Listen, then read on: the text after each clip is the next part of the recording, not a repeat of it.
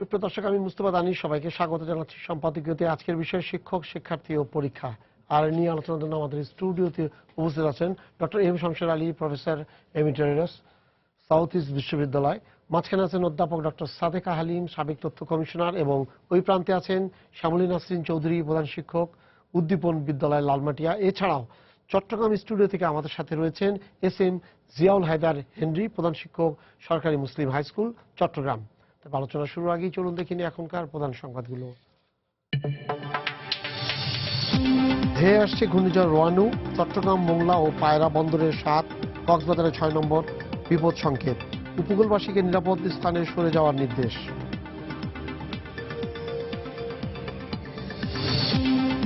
কুষ্টিয়ায় homeo চিকিৎসক হত্যাকাণ্ডে জঙ্গি সংশ্লিষ্টতা রয়েছে। ব্রিফিংয়ে র্যাব। নিহত চিকিৎসক ছিলেন বাউল ভক্ত, জানালেন স্বজনরা। ব্লগার প্রকাশক হত্যায় জড়িত 6 জঙ্গিকে ধরতে বিমানবন্দর ও সীমান্তে রেড অ্যালার্ট, জানালেন স্বরাষ্ট্রমন্ত্রী। খতিয়ে দেখা হচ্ছে মোসাদের সঙ্গে যোগাযোগকারীদের বিষয়টিও। যুদ্ধাপরাধীদের বিচার ব্যাহত করতে এই দেশে পরিকল্পিতভাবে গুপ্ত হত্যা চালানো হচ্ছে। বুলগেরিয়ায় প্রধানমন্ত্রী যে কোনো মূল্যে জড়িতদের বিচারের আওতায় আনার ঘোষণা।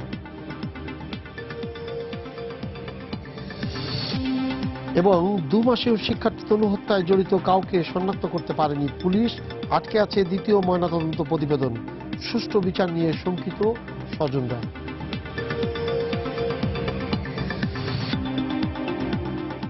স্যার, এই সামনে তো ভর্তি পরীক্ষা, স্কুল থেকে কলেজের একটা আছে। ভর্তির এবার একটা নিয়ম করেছে। নিয়মটা হলো এরকম যে 10টা কলেজ, আগে 5টা কলেজ ছিল, এখন 10টা কলেজে যে কোনো জায়গায় সে ভর্তি হতে যদি তার মেরিটে আসে, এই ধরনের একটা। গতবার কিন্তু এটা নিয়ে খুব ঝামেলা হয়েছে, হ্যাঁ, যে রেজাল্টগুলো পর্যন্ত প্রকাশ করতে পারেনি। এবার বলা হচ্ছে যে না, এবার ভালোভাবে প্রকাশ করবে বা এই ধরনের কিছু একটা। তারপরে যেমন এইবারে এটাতে যেটা হয় যে যাক তাও অনলাইনে তার মেধা অনুযায়ী ভর্তির সুযোগটা হয়ে যায়। যখনই প্রশ্ন আসে, ভর্তির পরীক্ষার ব্যাপারটা আসে ইউনিভার্সিটি লেভেলে, তখন কিন্তু একটা জলাখিচুড়ি অবস্থার সৃষ্টি হয়। ছাত্ররা সবাই গিয়ে একদম কোচিংয়ে, তারপরে বিভিন্ন জায়গায় বিভিন্ন প্রতিষ্ঠানে গিয়ে ভর্তির জন্য পড়াশোনা আরম্ভ করে। তো এই যে স্বাভাবিকভাবে যে বইগুলো পড়ে, সেই বিদ্যাটা কোথায় যায়? এই কিভাবে পরীক্ষা নিলে ভালো ছাত্র ভর্তি হবে, এটা প্রত্যেক ইনস্টিটিউশনই চায় যে আমার এখানে ভালো ছাত্র আসুক, তাকে আরো ভালো করে আমি বের করে দিই। এটা ঢাকা ইউনিভার্সিটি আছে, অন্যান্য ইউনিভার্সিটি আছে, প্রাইভেট ইউনিভার্সিটি, সব জায়গায় এটা চাই। স্কুলগুলো, কলেজগুলো চায়, ইউনিভার্সিটি চায়। কিন্তু প্রশ্ন হলো আপনার যে ক্রাইটেরিয়ানটা সেট আপ করবেন। আমরা একসময় যখন ঢাকা ইউনিভার্সিটিতে ছিলাম তখন ঠিক করেছিলাম যে ম্যাট্রিক মানে এসএসসিতে একটা সার্টেন ওয়েট, এইচএসসিতে একটা সার্টেন ওয়েট, প্লাস মেজর কতগুলো একটা কোয়েশ্চেন তোমাকে দেওয়া হলো, তুমি এই কোয়েশ্চেনগুলোর কি উত্তর দিলে তারপরে নির্ভর করে একটা সিস্টেম। এই সিস্টেমটা কিন্তু মোটামুটি খারাপ ছিল না। এখন কোয়েশ্চেন হলো যে যদি দেখা যায় যে এই সিস্টেমে গ্রেড 5, হ্যাঁ, গোল্ডেন ওই যে জিপিএ 5, সেই জিপিএ 5-এর ছেলেরা উত্তর দিতে পারছে না। আপনি দেখেছেন ঢাকা ইউনিভার্সিটিতে একবার ইংরেজি পরীক্ষায় একটি ছেলেও পারল না। তা এইটা শুধু ছাত্রের পরে যে আসছে অ্যাসপারশনটা তা না, সিস্টেমটার পরে অ্যাসপারশন আসছে। তাহলে আমি কি শেখালাম যে ও তার পরবর্তী ধাপে গিয়ে ও টিকতে পারছে না। এবং আমার মনে হয় যেটা আমি বলবো, এটা এখন তো একটা শর্ট টার্ম ব্যবস্থা করতেই হবে, কোনো রকম এক্সপেরিমেন্ট করা যাবে না। কিন্তু মেইন জিনিস হলো শিক্ষা প্রতিষ্ঠানের এই ইঞ্জিনিয়ারিং সলিউশন না করে অনলাইন শিক্ষা ব্যবস্থার উন্নতি করা, আর ম্যাসিভ স্কেলে এই শিক্ষক উন্নয়ন, টিচার ট্রেনিং আমরা যেভাবে করছি এভাবে না, যে এই পেজের থিওরি এটা পড়াও, ওটা পড়াও, সেটা পড়াও। কন্টেন্টের দিক দিয়ে যে এখন হাল আমলে কিভাবে একটা জিনিস পড়ায়, ইনোভেটিভ ভাবে পড়ায়, সেইটা শিখে আসবে। Plus A deliverance of goods, ওটা কিভাবে পড়াতে হয়। আমি প্রত্যেক সামারে, উইন্টারে এই ইয়েতে গ্রামে গিয়ে একেবারে বেসরকারি স্কুল, সরকারি স্কুলের যখন তাদের ছুটি থাকে, আমি নিজে গিয়ে ওদের পড়াই। তখন মনে হয় সারা জীবন এই কাজটাই করলাম না কেন, গবেষণা ছেড়ে দিয়ে। ওদের দেখি প্রচন্ড ডিমান্ড আছে। ভালো টিচার না হলে ভালো ছাত্র হবে না। আপনি এমসিকিউ, গোল্ডেন 5 অনেক বেরোবে, but they will not be able to stand the test of time. সুতরাং আমি মনে করি আপাতত যেরকম আছে এর মধ্যে একটা জিনিস করা দরকার। ইন্ডিয়াতে একটা সিস্টেম করে, ওটা আমার খুব ভালো লাগে। সেটা হয়েছে আপনার সমস্ত ছাত্র, যে কোনো ছাত্র পরীক্ষা দিতে পারে, এই সেকেন্ড ডিভিশন, ফার্স্ট ডিভিশন পরীক্ষা দিক, সবাইকে অ্যালার্ট করলেন। কিন্তু পরীক্ষার পরে ওর রেজাল্ট অনুসারে ওকে বলা যে, কেউ যদি দেখায়, অনেকগুলো ব্রাঞ্চ আছে, বলা তোমার কোন অপশনে, যে তুমি এইখানে এতগুলো কলেজ আছে, এর যে কোনো একটিতে এত নাম্বার পেলে সে ভর্তি হতে পারবে। তাহলে সে তখন ওখান থেকে গিয়ে ওই কলেজগুলোতে সে গিয়ে ধর্ণা দিতে পারে যে আমি এই কলেজের, সেই কলেজের মেরিট অনুসারে এই ফার্স্ট এত, সেকেন্ড এত, এটা। কিন্তু সিস্টেমটা ইজ ভেরি ক্লিন। সিস্টেমটা মেধার পরে সিস্টেমটা বেস করা। আপনি বলতে পারেন মেধা যে তাহলে সবার থাকবে, সবাই পেল, কিন্তু তাহলে না পেলে কি হবে? না পেয়ে কোনো গোল্ডেন 5 যদি টেকনিক্যাল এডুকেশনে যায়, হোয়াট ইজ রং সোশ্যালি, এবং ওটা কোনো কাইন্ড রং কি? আজকে যে হাতের কাজ করছে আপনার এই বহু মেয়ে এই নকশিকাঁথা করে, তারা প্রচন্ড রকম ইনকাম প্লাস তাদের যে মেধার পরিচয় দিচ্ছে ইনোভেটিভ জিনিসের দিকে। আমরা কেন তাদেরকে এনকারেজ করছি না টেকনিক্যাল ফিল্ডসে যাওয়া অন্য জায়গায়? এর একটাই কারণ, সেটা হলো আমাদের দেশে এখনো ইন্ডাস্ট্রিগুলো টার্নকি টাইপ। আমরা ইন্ডাস্ট্রি করতে পারিনি। একটা অ্যাসেম্বলেজ ইন্ডাস্ট্রি যদি আমরা করি, সেখানে অনেক লোকের ইয়ে হয়। কর্মসংস্থান যদি না থাকে, তাহলে এই অবস্থা চলতেই থাকবে। যখনই কর্মসংস্থান হয়ে যাবে, দেখবেন out of this huge mass অনেক লোক ছেলে পেলে তখন টেকনিক্যালের দিকে যেতে শুরু করবে। সুতরাং আমার মনে হয় এখন এই আপনি কোচিং এর কথা বলেন, কোচিং একদম বন্ধ করে যাওয়া যায় যদি ইনোভেটিভ পদ্ধতিতে আপনি শেখান। ইনোভেটিভ পদ্ধতিতে শেখান। আমি একটা এক্সাম্পল দিতে পারি। ধরেন x² - 7x + 12 = 0। যে কোনো ছাত্রকে বলেন ও x - 3x - 4 বলবে, x = 3, 4। কিন্তু যদি বলেন যে 10 কোটি 10,000, x² - x - 10 কোটি 10,000 0, এটা কিন্তু করতে হলে লাগে না, এটা চোখ দিয়ে হাত পেছনে রেখে এটা বলা যায়। এটা কারণ এটা 10,000 1কে 10,000 দিয়ে গুণ করেছে। তো এই ইনোভেটিভটা পরীক্ষায় দিলে অসুবিধা, কিন্তু টিচারের যদি সেরকম ইনোভেশন শেখায় যে how to solve this problem. আর আরেকটা জিনিস হলো যে পরীক্ষায় দেওয়ার আগে ক্লাসে যদি সে শেখায় যে ম্যাথমেটিক্স, বিশেষ করে ম্যাথমেটিক্স, যে তুমি যা শিখলে ক্লাসের বাইরে এসে তুমি যা দেখলে, তার সঙ্গে সংশ্লিষ্টটা কোথায়। ছেলেদের এই জন্যে ম্যাথমেটিক্স, সায়েন্সে ইন্টারেস্ট আস্তে আস্তে কমে যাচ্ছে। সবাই খালি আর্টসের দিকে যাচ্ছে, বিজনেসের দিকে যাচ্ছে। এত বিজনেস করে আমার কোন জায়গায় বিজনেসে মানুষ মাটিকে যে ডেভেলপ করব দরকার, কিন্তু আমার এখানে কতখানি করলে দরকার? এখানে গভর্নমেন্টের একটা প্ল্যানিং আছে। শিক্ষার ক্ষেত্রে গভর্নমেন্টকে বলতে হবে, আমি আগামী 5 বছরে 10,000 ডাক্তার চাই, ভালো ডাক্তার। আগামী 5 বছরে আমি ইলেকট্রিক্যাল অথবা নদী সংস্কার কাজে আমি 2,000 ইঞ্জিনিয়ার চাই। তো এই পরিকল্পনাটা 5 ইয়ার পরিকল্পনার সঙ্গে আমি এটা পরিষ্কার করে বলতে চাই যে আমাদের যে পঞ্চবার্ষিক পরিকল্পনা, তার সঙ্গে আমাদের শিক্ষা ব্যবস্থার সঙ্গে কোনো জিনিস নাই। তুমি এটা পড়লে যাও, তুমি চাকরি যেখানে পারো সেখানে করে নাও, না পারলে না করো, আমি তোমায় পড়িয়েছি, বাস, দ্যাটস দ্য এন্ড অফ ইট।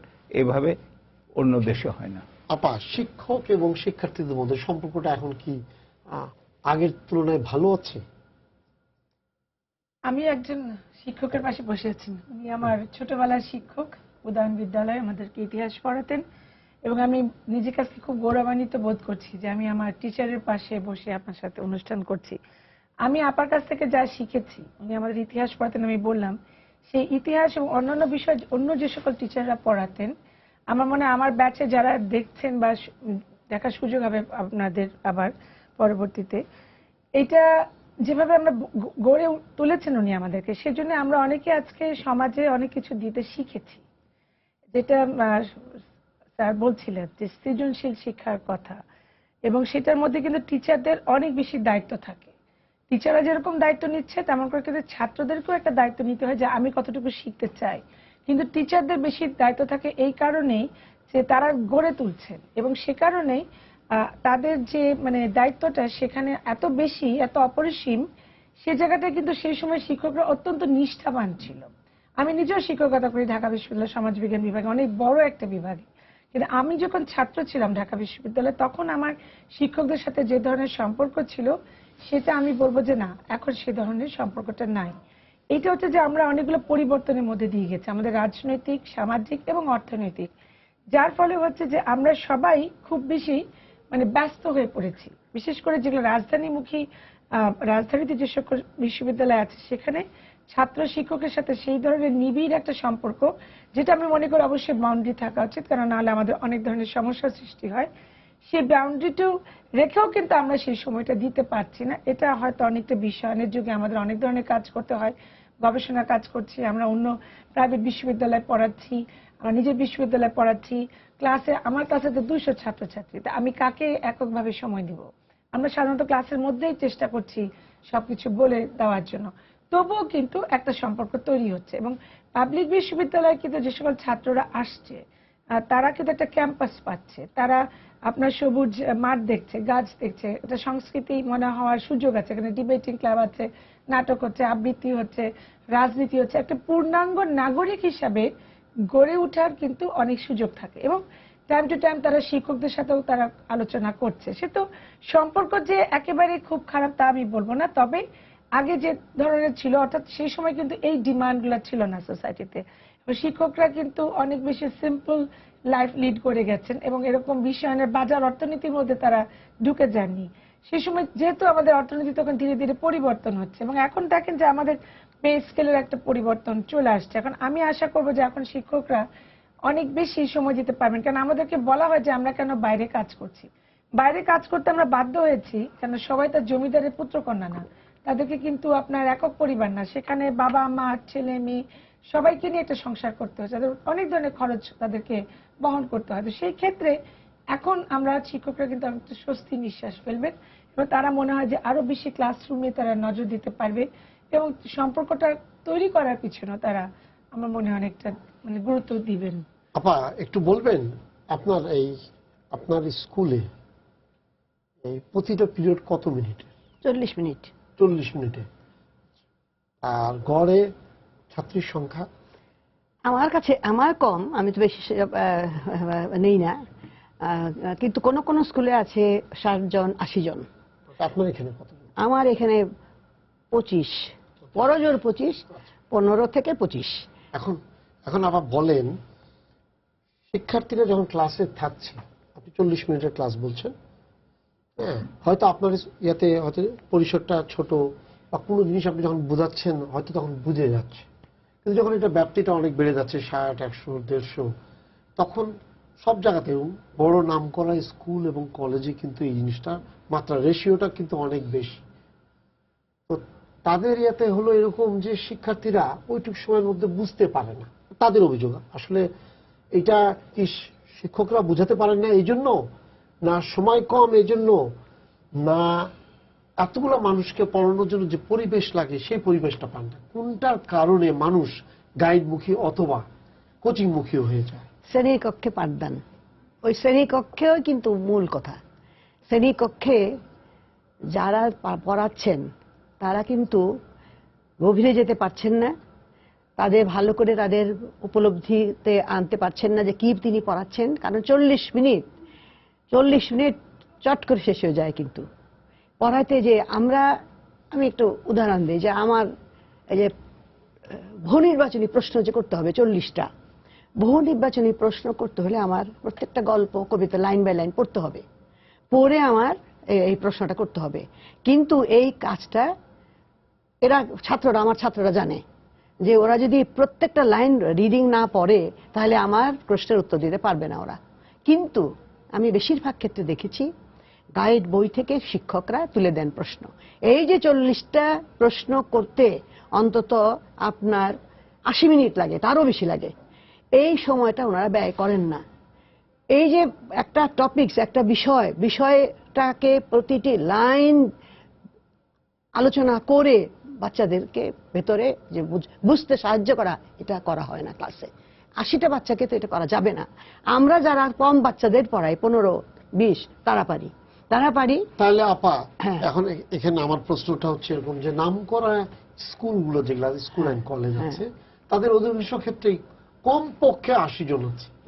তাহলে এই রেশিওতে কি বোঝানো সম্ভব? এটা তো অনেকবার বলেছি, অনেকবার বলেছি, আপনাকে তো বললাম সম্ভবই না। সম্ভব তো না। সেই জন্য যে এটাকে সরকারকে বেঁধে দিতে হবে যে এই একটা ক্লাসে 35-এর বেশি থাকতে পারবে না, 35 তো বেশি, 35 জনকে 40 মিনিটে কিছুটা পড়ানো যায়। এখন কি হচ্ছে দেখেন, এই যে আপনার 80টা বাচ্চা, কিছু তাদের মাথার মধ্যে আছে বাড়িতে তো যাবই, স্যারের বাড়িতেই তো যাব, ম্যাডামের বাড়িতেই তো যাব, এখানে না শুনলে কি হয়েছে, ওরা মন দেয় না, ওরা বাড়িতে যায়, ওই বাড়িতে ওনারা শেখায় এবং শেখান ওই গাইড বই। তো গাইড বই শিখে কি ভর্তি পরীক্ষায় পাশ করার উপায় আছে? সম্ভব? এই যে ইউনিভার্সিটিতে ভর্তি কিন্তু আমি তো পরীক্ষা করে বড় বড় চাটুকার বিজ্ঞাপন দেখছি যে এইটা পড়ে এটা হয়ে গেছে, এটা পড়ে, এবং প্রত্যেকে নিজে নিজে পরীক্ষা দেওয়ার বের হওয়ার সঙ্গে সঙ্গে একটা কাগজ দিয়ে দেয় হ্যাঁ। এবং ওখানে লেখা থাকে যে এই ইয়াতে এই জিনিসগুলো, এটা খুব এবং অন্যায়। এমন কেউ নাই যে পড়তে যায় না। এটার কারণটা কি? না, ওই যে ক্লাসে পড়া হয় না, ক্লাসের ওই পড়ায় 80 জনকে বা 100 জনকে 40 মিনিটে কি পড়াবে? আর স্যাররাও জানেন যে বাড়িতে তারা মন দিয়ে পড়ান, কি পড়ান, তাদের গ্রুপ আছে, সারাদিন ধরে তারা পড়ান। ওই যে স্কুলের কোনো রকমে শেষ করে তারপরে গ্রুপ, তখন গ্রুপের মধ্যে তো 20 জন থাকে, তো ওই 20 জনকে ওনারা পড়াচ্ছেন, ভালো করে পড়াচ্ছেন, কিন্তু সেখানেও গলতটা কি ওই গাইড। এখানে আমি যদি বলতে পারি, সেটা হচ্ছে দেখেন আপা যেটা বলছেন যে কোচিং একদম মাশরুমের মতো। হ্যাঁ, আমি জাস্ট টাঙ্গাইল থেকে গতকাল আসলাম, এত কোচিং এর মানে আপনার পোস্টার বোধহয় আমি কোনো জেলা শহরে দেখিনি। একটা বিষয় কি জানেন, এই যে বাজার অর্থনীতিতে কিন্তু বাবা মার মধ্যে একটা কম্পিটিশন কাজ করে যে আমার বাচ্চাকে একটা ভালো কলেজে ভর্তি হতে হবে এবং ভালো একটা পাবলিক বিশ্ববিদ্যালয় বা প্রাইভেট বিশ্ববিদ্যালয়ে ভর্তি হতে হবে। প্রাইভেট বিশ্ববিদ্যালয়ে ভর্তি হতে কোনো সমস্যা নেই, কিন্তু পাবলিক বিশ্ববিদ্যালয় টার্গেট করলে ঢাকা বিশ্ববিদ্যালয়ে ভর্তি হতে কিন্তু সমস্যা আছে। আমরা মোটামুটি একটা স্ট্যান্ডার্ড এমসিকিউ টেস্ট করে, যেটা স্যার বলেছেন যে একটা ওয়েটেজ আমরা নিচ্ছি, কিন্তু যেটা হচ্ছে যে আপনি এখানে প্রশ্ন করতে পারেন যে 80 জনই কি কোচিং এ যায়? মোটেই 80 জন কোচিং এ যাওয়ার মতো কিন্তু আপা সচ্ছলতা বা সামর্থ্য নেই। এইখানে এই যে স্ট্যাটাস কোটা মেনটেন করতে যারা পারেন বা যারা টাকা পয়সা কর্জ করে হলে লোন নিয়ে হলো বাচ্চাকে এখানে পাঠান, এবং আপনি যখন দেখবেন সকালবেলা যদি আপনি স্কুলগুলোর সামনে যান যে মারা বাবারা বসে থাকেন, মারা একটু বসে থাকেন, তারা কিন্তু সারাক্ষণ গল্প করে যে কার ছেলে কতটুকু ভালো করছে। যদি কারো বাচ্চা একটু ছবি আঁকছে ভালো কিন্তু রং খারাপ করছে, তাহলে সেই মায়ের কিন্তু মন খারাপ। অথচ আমি যখন বড় এসেছি, আমার বাবাকে আমার এই টিচার চিনতেন, আমার বাবা জানতো না আমি কোন ক্লাসে পড়ছি, কারণ তার এতটা আস্থা ছিল টিচারদের উপর যে তারাই তো তৈরি করে দিচ্ছে আমাদের মানে সন্তানদেরকে। আপা আমরা একটু চট্টগ্রামে যাই। জিয়াউল্লাহ স্যার, জি জি, হ্যাঁ, আপনি কি আমাদের কথাগুলো শুনছিলেন, আমাদের আলোচনার কথা? হ্যাঁ শুনছি। আচ্ছা, আপনি বলবেন আপনার স্কুলের কি অবস্থা? সরকারি মুসলিম হাই স্কুল। আমার স্কুলে আমার গভর্নমেন্ট মুসলিম হাই স্কুলে প্রতি সেকশনে অলমোস্ট 80 করে স্টুডেন্ট। হ্যাঁ, এখানে আসলে 80 করে স্টুডেন্ট, 80 জন করে ছাত্র আপনার এখানে এক একটা সেকশনে? হ্যাঁ, এক একটা সেকশনে এরকম করে আছে স্টুডেন্ট। হ্যাঁ, তো এখানে আসলে যে বিষয়টা আমি লক্ষ্য করছি যে কোচিং এ পড়ানো একটা ট্রেডিশনে পরিণত হয়েছে গার্ডিয়ানদের মাঝে। হ্যাঁ, মানে অর্থাৎ স্টুডেন্ট ভালো করার জন্য কোচিং এ পড়াই হবে। আমাদের অনেক সময় আমি ক্লাস সাবজেক্ট টিচারদেরকে জিজ্ঞাসা করি আপনারা ক্লাসে ভালো করে পড়াচ্ছেন না কেন? অনেক সময় ওনারা অভিযোগ করেন যে আমরা আসলে স্টুডেন্টদের পড়িয়ে পড়ানোর ক্ষেত্রে ওদের মনোযোগটা খুঁজে পাই না। তো আমরা যেটা আজকে পড়াচ্ছি দেখা যাচ্ছে ওরা 1 সপ্তাহ আগে শেষ করে ফেলছে। হ্যাঁ, এরকম এর কারণে ওরা আগ্রহটা হারিয়ে ফেলছে। যেমন আমি এক সময় একটা স্কুলে আরেকটা স্কুলে করতাম, শিক্ষকতা করতাম, দেখতাম যে পরীক্ষার আগে স্টুডেন্ট ক্লাসে আসছে না। হ্যাঁ, ওরা বিভিন্ন কোচিং সেন্টারে মডেল টেস্ট দিচ্ছে। হ্যাঁ, ওদের কোচিং সেন্টার মুখী যে একটা প্রবণতা তৈরি হয়েছে, এই প্রবণতা থেকে বেরিয়ে আসতে না পারলে আমার মনে হয় ক্লাসরুমের পাঠদানটা ফ্রুটফুল হবে না। আচ্ছা স্যার, এখানে আমার একটা প্রশ্ন আছে আপনার কাছে। আপনি বলেছেন 80 জনকে কি করে পড়ান স্যার? যদি এতগুলো ছাত্র যখন থাকে, তো ওরা কি মনোযোগী থাকে একটা টিচারের প্রতি এই সাবজেক্ট শোনার জন্য? আসলে 80 জন এর ক্লাস মেনটেন করা কঠিন। তারপরে স্টুডেন্টরা যদি মনোযোগী থাকে, ওদের মানে মনোযোগটা পুরো মাত্রায় থাকে, আমার মনে হয় শিক্ষক যদি আন্তরিক হন, হ্যাঁ, একেবারে 100% না হোক 80% ফ্রুটফুল ক্লাস করা যায় বলে আমার দৃঢ় বিশ্বাস। আচ্ছা স্যার, আমি তাহলে বলি স্যার, সেক্ষেত্রে ওখানে যেখানে আমার কোচিং মনে হয় ওখানে 10 জন 12 জন বা 5 জন 7 জন নিয়ে পড়ায়, তার মানে মনোযোগ প্রত্যেকটা শিক্ষার্থীর প্রতি মনোযোগ থাকে যিনি কোচিং করান। কাজে তার মনোযোগ যখন এরকম থাকে, তাকে যখন ব্যক্তিগতভাবে জিজ্ঞেস করা হয় সে তো তাতে এনকারেজ হয়, যেটা স্কুলে হচ্ছে না বলে আমি মনে করি। আমার মনে হয় তারা এখানে এই 3 পক্ষের দায়িত্ব রয়েছে, শিক্ষকের দায়িত্ব রয়েছে, অভিভাবকের দায়িত্ব রয়েছে, শিক্ষার্থীর দায়িত্ব রয়েছে। শিক্ষক তার ক্লাসে মাঝে মাঝে অভিযোগ শোনা যায় শিক্ষক তার কোচিং সেন্টারে যেভাবে আন্তরিকতার সাথে পড়ান ক্লাসে সেভাবে পড়ান না, এরকম কারো বিরুদ্ধে এরকম কথা শোনা যায়। তো সেক্ষেত্রে যদি শিক্ষক তার কোচিং সেন্টারে যদি যেভাবে আন্তরিকতা দিয়ে পড়ান, ক্লাসে যদি সেভাবে আন্তরিকতা দিয়ে পড়ান, তাহলে কোচিং সেন্টারে যাওয়ার প্রবণতা আস্তে আস্তে দূরীভূত হবে। আর শিক্ষার্থীদের যেমন আমি আমার প্রতিবেশী একজন শিক্ষার্থী দেখেছি, সে এসএসসি পরীক্ষা যেদিন শেষ হয়েছে তার পরের দিনে সে ইন্টারমিডিয়েটে এক স্যারের কাছে ম্যাথের, আরেক স্যারের কাছে ইংরেজির, আরেক স্যারের কাছে কেমিস্ট্রির জন্য ভর্তি হয়ে গেছে কোচিং এ। তাহলে আসলে ক্লাসে কি পড়াবে না পড়াবে সে তো জানলোই না, জানার আগেই তার মধ্যে একটা মানে বোধ তৈরি হয়েছে, একটা সেন্স তৈরি হয়েছে যে আমাকে ইন্টারমিডিয়েট ভালো করার জন্য একদম ভর্তির আগে থেকে আমার কোচিং এর সাথে যুক্ত হতে হবে। তাহলে গার্ডিয়ানদেরকেও এই ট্রেডিশন থেকে বেরিয়ে আসতে হবে। আর তাছাড়া আমার একটা হলো যে আমার অবজারভেশন যে অ্যাটলিস্ট যে স্কুল আওয়ারের মধ্যে যেন কোনো কোচিং সেন্টার, যদি কোচিং সেন্টার সবগুলো বন্ধ করে দেওয়া যায় সেটা ওয়েল অ্যান্ড গুড। যদি তা না পারা যায় অন্তপক্ষে স্কুল আওয়ারের মধ্যে কোন রকম কোচিং চলতে পারবে না, তাহলে শিক্ষার্থীরা এই স্কুলমুখী হবে। আর স্কুলমুখী হলে পরে ক্লাসটা প্রাণবন্ত হবে, আমাদের শিক্ষার্থীর জন্য এটা সুখকর হবে, আমাদের জাতির জন্য ভালো হবে বলে আমি বিশ্বাস করি। আচ্ছা, আপনি আমাদের সাথে থাকেন। আমি এখানে একটা কথা বলি। কথাগুলো শুনলেন স্যার, উনি যে কথাগুলো বললেন, ওনার কথা হলো যে 80 জন করছে, আর আপনারা বললেন যে 20 জন 25 জনের বেশি দিলে করা যায় না। আমার এখানে একটা প্রশ্ন হচ্ছে, পাঠদান পদ্ধতিটা কি রকম? চক অ্যান্ড টক মেথড এখন উঠে গেছে কেন না? আপনি যদি প্রত্যেকটা গভর্নমেন্ট স্কুলে এখন কিন্তু অডিও ভিজুয়াল মেথড এসছে গভর্নমেন্টে, প্রাইভেটেও যদি এটা বেশি দাম না, যদি ক্লাসরুমে এটা প্রোভাইড করা যায় সেলিং এর এখানে, তাহলে সে যদি ভালো করে বুঝিয়ে আনে, তার বোঝাবার বেঞ্চমার্কটা কি? বেঞ্চমার্কটা হলো আমি যে বিষয়ে পড়াচ্ছি ধরে নেব এই বিষয়ে ছাত্রদের কোনো ছাত্রেরই পূর্বাপর কোনো জ্ঞান নাই, তাহলে তাকে সহজ করে ধীরে ধীরে ধীরে ধীরে ধীরে ধীরে পড়াতে হবে। আপনার জোর করে সিলেবাস শেষ করতে হলে একেবারে ঝড়ের মতন পড়ালাম বুঝলো না তা তো না, it must enter into the hertz, মাথার উপর দিয়ে গেলে চলবে না। সুতরাং সে যদি ভালো করে বোঝায়, তারপরে যদি জিজ্ঞেস করে তোমরা কে কে বুঝতে পারলে না, এই সোজা জিনিসটাও কে কে বুঝতে পারলে না, বি ভেরি ফ্র্যাঙ্ক, তখন যদি 80 জনের মধ্যে 10 জন 20 জন 30 জন বলে পারলো না, তখন এই যে শিক্ষামন্ত্রী একটা কথা বলেছিলেন আমার মোটামুটি এটা পছন্দ হয়েছিল, কিন্তু আমি তো সেটা ইমপ্লিমেন্ট হতে পারলো না বলে আমি তাকে কংগ্রাচুলেট করতে পারলাম না। সেটা হলো তিনি বললেন যে কোচিং বন্ধ, ক্লাসের মধ্যে যারা দুর্বল আছে তাদেরকে বলা যে আলাদাভাবে, তাতে যদি স্কুলকে একটা রেমুনারেশন দিতে হয়, কারণ ওই টিচারকে তো খাটতে হবে, তাকে একটা স্কুলে যদি একটা এক্সট্রা রেমুনারেশন দেয়, that's far less than what is to be provided, what can be is being provided in coaching classes. তো সেই কোচিংয়ে সে স্কুলের মধ্যে করতে পারে। সুতরাং সে নিজে ভালো করে পাঠদান পদ্ধতি এমন করবে যে ভালো করে প্রত্যেকটা ছেলে, কারণ সে তো আপনি একেবারে অ্যাবিনিশিও করছেন, সুতরাং সেইভাবে। কিন্তু এই পরিশ্রমটা করতে হলে টিচারকে যথেষ্ট উদ্যোগী হতে হবে। ওই মনটা যদি ওখানে পড়ে থাকে যে কখন আমি কোচিং এ যাব, তাহলে এটা হবে না। আর ছাত্র জিজ্ঞেস করবে কি, যদি 2-4 জন ছাত্র জিজ্ঞেস করে, আপনি যদি ধমক দেন এই পড়াশোনা করো না, মন দাও না, আবার যেখানে যেভাবে পড়েছিল ঠিক সেইভাবেই যদি বলে, আর একবার রিপিট করে, দুবারের পর মনে করে স্যার আমার নম্বর কমায় দেবেন, আমাকে ভিক্টিমাইজ করবেন, দরকার নেই বাবা, আমি চুপ করে থাকি, এটা চুপ করে থাকি। আমাদের সময় তো তা ছিল না, আমরা ইউজ টু সে আমি এটা বুঝিনি কেন স্যার, আর ভালো করে বোঝান এটা সেটা। তো বোঝাবার পদ্ধতিও চেঞ্জ করে ফেলতে হবে, যে এটা তো কনস্ট্যান্ট গবেষণা যাচ্ছে, আমি বলছি ও কিন্তু গবেট না, ও তো পাশ করে এসছে, তাহলে ও বুঝছে না কেন, আমার পদ্ধতিটা তাহলে ঠিক না।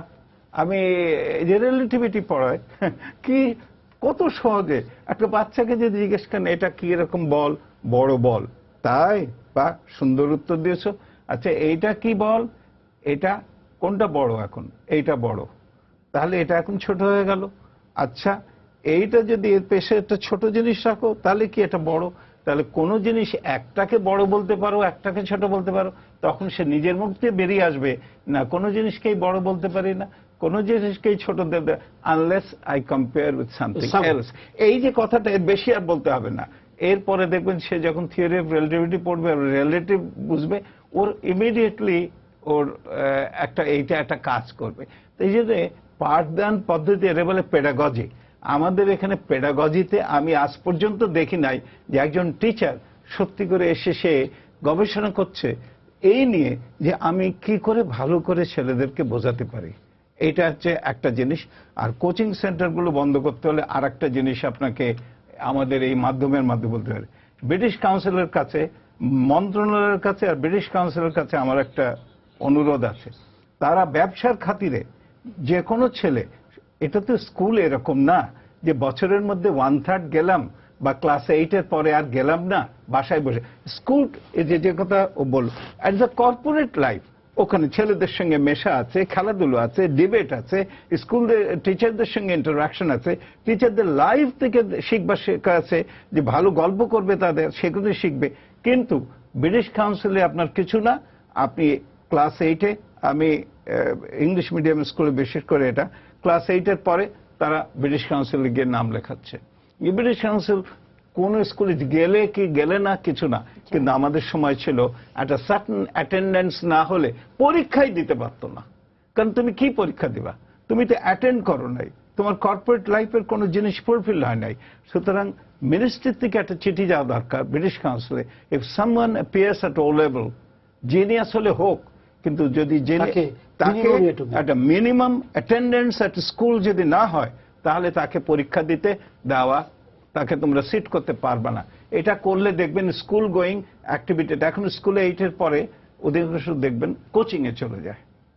আপা, উনি যেটা বললেন শিক্ষকদের এই বিষয়টা যে উনি ভালো করে পড়াতে পারছেন কিনা, ওনার শিক্ষার্থী যারা আছে তারা বুঝতে পারছে কিনা, এটাকে আমরা ফলো করি না। দেখেন, আসলে স্কুল এবং কলেজ সম্পর্কে আপা অনেক ভালো বলতে পারবেন, তবে আমার যেটা মনে হয় যে আমরা যত খুব বেশ লুজ করে দিচ্ছি অনেক সিস্টেমগুলোকে, হ্যাঁ, সেই জায়গাটাতে কিন্তু আমাদের আসলে আমি মনে করি যে ভবিষ্যৎ খুব বেশি ভালো হবে না। আমরা এখন যে পরিমাণ পাশের হাত দেখছি, হ্যাঁ, সেই পাশের হাতটা এমন কিছু কিছু জায়গায় কিছু লিমিটেশন আছে। আমি আশা করি যে শিক্ষামন্ত্রী সেগুলো তার নজরে নিচ্ছেন, আশা করি। যেমন অনেকেই কিন্তু আপনার পরীক্ষা দেয়নি একটা পেপারে, আমরা দেখছি পাশ হয়ে গেছে, বেশ কিছু স্টুডেন্ট এবার সেই গরমিলগুলো আছে, সেগুলো আমি আশা করবো যে আমাদের শিক্ষামন্ত্রী অত্যন্ত সজ্জন মানুষ, উনি সারাদিন খুবই পরিশ্রম করছেন, সেগুলো দৃষ্টিতে নিবেন। কিন্তু এত 16-17 কোটি মানুষের দেশে এখন আমাদের যেভাবে আমাদের স্কুল ব্যবস্থাটা তৈরি করা হয়েছে এবং কলেজ পর্যন্ত, তারপর তো বিশ্ববিদ্যালয়, কিন্তু সেখানে কিন্তু ছাত্রদেরকে আমরা সংকুলান করতে পারছি না। মুসলিম হাই স্কুল বলেন, আমি যে স্কুলে পড়ে এসেছি উদয়ন বিদ্যালয় থেকে, যেখান থেকে আমি ম্যাট্রিক পাস করেছি, আবার পরবর্তীতে এখন 2টো করে সেকশন হয়ে গেছে। আমরা যখন পড়তাম সেখানে প্রিপারেটরি স্কুল থেকে সেটা একটা স্কুলের দিকে যাচ্ছিল, একটা সেকশন মাত্র ছিলাম আমরা 15-16 জন, সেটা আমরা এত ইন্টেন্সিভ একটা ট্রেনিং এর মধ্যে ছিলাম। এখন আপনি যেটা বলছেন যে শিক্ষকদের কি করণীয় আর ছাত্রদেরকে কিভাবে তৈরি করা যায়, আমার কাছে যেটা, আমি স্যারের সাথে একমত, আপাও যেটা একটু ইঙ্গিত দিয়েছেন যে শিক্ষকদের কিন্তু খুবই প্রশিক্ষণ দরকার, শিক্ষকদের আধুনিকায়ন দরকার, শিক্ষকদের এই যে রোজ যে বিষয়গুলি পরিবর্তন হচ্ছে সেগুলো সম্পর্কে কিন্তু অনেক সময় তারা জ্ঞাত না। এই ডিজিটাইজেশনের যুগে এই ছেলে মেয়েগুলো যাদের সেলফোন ক্লাস 5 থেকে হাতে চলে আসছে, তাহলে আপনি চিন্তা করেন, আমাদের তো কিছুই ছিল না, আপনারও ছিল না, আমারও ছিল না। তো সেই সেলফোন যুগের যে বাচ্চাগুলো বড় হচ্ছে, তারা কিন্তু আবার গুগলে যে সবকিছু দেখে ফেলছে। অর্থাৎ স্যার যেটা বলার চেষ্টা করছেন, ইনোভেটিভ, ক্রিয়েটিভ, আপা যেটা বলছেন সেভাবে পড়ানো, আমি এখানে বসে বসে ভাবছি এটা কেমন করে সম্ভব। যে কটা বাচ্চা ভালো হচ্ছে তারা নিজেদের মতো করে ভালো হয়ে যাচ্ছে, ফাঁকিতে বের হয়ে যাচ্ছে। আর যাদেরকে আমরা আসলে তৈরি করতে পারি, আমরা বলি ধারেও কাটে না ভারেও কাটে না, ভারে কিন্তু আবার অনেকে কেটে যায়, সে ভারটাই তো আমরা তৈরি করতে পারছি না। আপা শেষ পর্যায়ে আছি, আপনি আমাকে বলেন তাহলে আপা, উনি যেটা বললেন যে দেখেন আমাদের স্কুলের বাচ্চারা কেন কোচিং এ চলে যাচ্ছে বাইরে, উনি বললেন যে 80 জন আছে এই জায়গায়। স্যার যেটা বললেন যে তাকে যদি পড়ানোর পদ্ধতিটা গত বিয়াতে যে যিনি পড়াচ্ছেন উনি ওই ছাত্রদেরকে বুঝতে পারেন কিনা এবং তারা কিভাবে বুঝবে সেটা যদি না বুঝতে পারে, হ্যাঁ সেক্ষেত্রে কিন্তু আপনি যতই পড়ান সে কোচিং এর দিকে যাবে এবং গাইড বই নির্ভর হবে। তো মূল্যায়নটা করতে হবে। প্রথম কথা যে সব তো একটার সাথে আরেকটা সম্পর্ক আছে। 80 জন বাচ্চাকে কেউ মন দিয়ে পড়াইতেও পারবেন না, তাদের পড়াও হবে না, হয়তো 2-1 জন পড়বে। কিন্তু 16 কোটি লোকের দেশে স্কুল আছে, লিমিটেড আছে, এতগুলো ছাত্রছাত্রী না থাকলে ভালো জায়গা না কি করে পড়াবে? দরকার হলে আরো স্কুল করতে হবে না, স্কুলে তো আমি বললাম সংখ্যাটা সীমিত করে দিতে হবে। আর শিক্ষকদের ট্রেনিং দিতে হবে এবং শিক্ষকদের পড়ানোটা ওখানে সুপারভিশন ভীষণ দরকার। শিক্ষক কি পড়াচ্ছেন, এই যে ট্রেনিং হয়, মধ্যে মধ্যে ট্রেনিং হয়, কিন্তু ট্রেনিং এর জিনিসগুলো শিক্ষকরা ট্রেনিং সেন্টারে রেখে বাড়িতে যান। আপনি কি বিশ্বাস করেন যে শিক্ষকরা কি পড়াচ্ছেন কেউ মনিটর করে? কেউ মনিটর করে না। মনিটর করতে হবে তো, আমি মনিটর করি। যেটা বলছেন, আচ্ছা আমি মনিটর করি। বিএড ট্রেনিংটা হয়, এটা বিএড না হলে প্রমোশন হয় না। আবারও সেই টাকার প্রশ্ন, বিএড না হলে প্রমোশন হয় না। তো প্রমোশনের জন্য একটা এডুকেশন ডিগ্রি পাওয়া এক কথা, আর একটা কথা হলো প্রত্যেক সাবজেক্ট বোঝাবার জন্য কায়দা কানুন রপ্ত করে তার নিজের জ্ঞানটা সেটা হচ্ছে কিনা তো দেখতে হবে। তো আমরা দেখি, আমরা খাতা দেখি, প্রত্যেকটা খাতা খুলে খুলে দেখি কোথায় শিক্ষক ভুলগুলো শুদ্ধ করেছেন কিনা। সম্ভব, যেহেতু কম বাচ্চা। তাহলে যদি আপা এটা বলি যে স্কুলগুলোতে কোনো মনিটরিং নাই, তার মানে স্কুলের টিচার যান, ক্লাসে গিয়ে পড়ায় চলে আসেন, তার মানে আপনি কি পড়াইলেন শিক্ষার্থীদের কোনো জিজ্ঞাসা করা হয়নি কিনা, তারা কেন বুঝতে পারলো না, এরকম দায়ভার আছে? আপনাকে একটা স্কুলের উদাহরণ দেয়, খুব নাম করা স্কুল, বললেই আপনারা লাভ দিয়ে উঠবেন। সেই স্কুলে জানুয়ারি, ফেব্রুয়ারি, মার্চ এই 3 মাসে একটা সারা বছরের বই, সারা বছরের কোর্স ওখানে একদম দেওয়া থাকে, ওদের আলটিমেটাম 3 মাসে সব শেষ। তারপরে 4th জানুয়ারি, মার্চ, এপ্রিল থেকে সব ক্লাস গ্রুপ হয়ে গেল। ওই স্কুল নাই, স্কুল শেষ, সব কোচিং সেন্টার হয়ে গেছে এখন। নাম কর একটা স্কুল, বলবো না, নাম বলা যাবে না, নাম বললে লাভ দিয়ে উঠবেন। 3 মাসে সব। আমার ওখানে আমার একটা গার্জিয়ানের একটা ছোট ছেলেটা ওখানে পড়ে, উনি শুকিয়ে গেছেন। উনি বলছেন যে আমি আর পারছি না, এত কোচিংয়ে দৌড়াতে আমি আর পারছি না। এই অবস্থা, বাপ মায়েরা কি করবে? বাপ মারা হয়রান। এবং যেই বাচ্চাকে শোনেন, যেই বাচ্চাটা কোচিং এ যাচ্ছে না, ওইখানে অন্য গার্জিয়ানরা বলে কোচিং এ দেন না, এই বাচ্চা পাস করবে না, আপনার বাচ্চা পাস করবে না, কোচিং এ দেন না। একদম প্যারানয়েড হয়ে থাকছে প্যারেন্টসরা। তাহলে আপনার সরকার এককভাবে আপনারা যদি সহযোগিতা না করেন তাহলে আমরা একটু শেষ পর্যায়ে আমরা একটু মুসলিম হাই স্কুলে যাই। স্যার আপনি একটু বলবেন আপনার শেষ কথা। আসলে এখানে আমার যেটা অনুভব বা আমার যেটা ভাবনা, সেটা হলো যে মানসিকতার পরিবর্তন দরকার।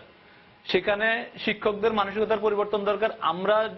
আমি যে সময় পড়াশোনা করেছি, সত্যি কথা বলতে কি টিচাররা যতটা আন্তরিক ছিল, কিছুটা আন্তরিকতা মনে ঘাটতি, আমি আত্মসমালোচনা করছি যে কিছুটা মনে ঘাটতি পরিলক্ষিত হচ্ছে। আর শিক্ষকরা, অভিভাবকরা যে কোচিং সেন্টারে পড়ানোর যে প্রবণতা ওনাদের মাঝে, যে কোচিং দিতেই হবে, আমি আপার সাথে একমত যে গার্ডিয়ানরা এরকম, ওনাদের মধ্যে একটা এরকম মনোভাব তৈরি হয়েছে যে আমাকে কোচিং দিতেই হবে, না দিলে পরে মনে হয় ভালো রেজাল্ট করা যাবে না, এই মানসিকতা বেরিয়ে আসতে হবে।